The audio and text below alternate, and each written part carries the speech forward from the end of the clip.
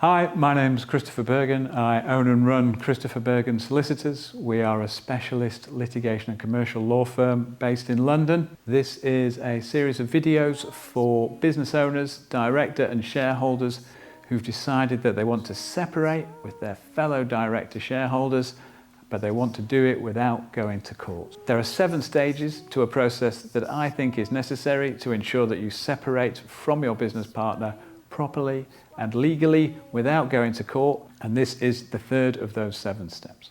Where does the value of the company lie? Does the company have significant assets? Does it own property? Is it a development company where actually the whole value is within the property that it owns?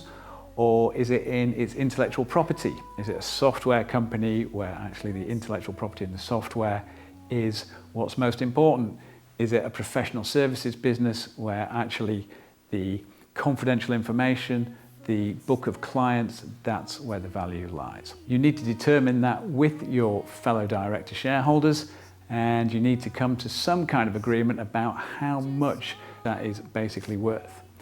You also have to come to agreement about what's gone on in the past. If somebody's taken money out of the company that they shouldn't have, there has to be some kind of agreement that that's going to be included in the valuation. If somebody's really trying to undermine the company and competing against it, then there has to be some recognition that if you're going to separate, there has to be accommodation for that in the valuation of the company. Now, if you can't reach those agreements, then it's not necessarily the end of the process. I had a client, she was in a company with one other person. The real value of the company was in the IP of the software.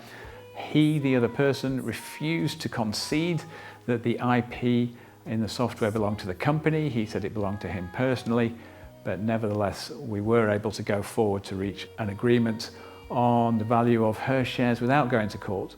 So it is possible, but it makes it more difficult. Also, if the other side are simply denying that there's any wrongdoing and they won't make any allowance for that, then again, you might have to abandon this process and think about going down a more litigious route. Nevertheless, if you and your fellow director shareholders can come to some kind of view as to the general value of the company, where that value lies, then you can move forward.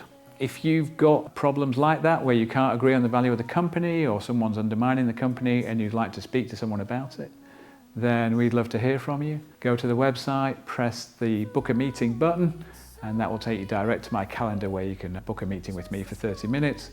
Or alternatively, you can send us an email or give us a call. We'd love to hear from you.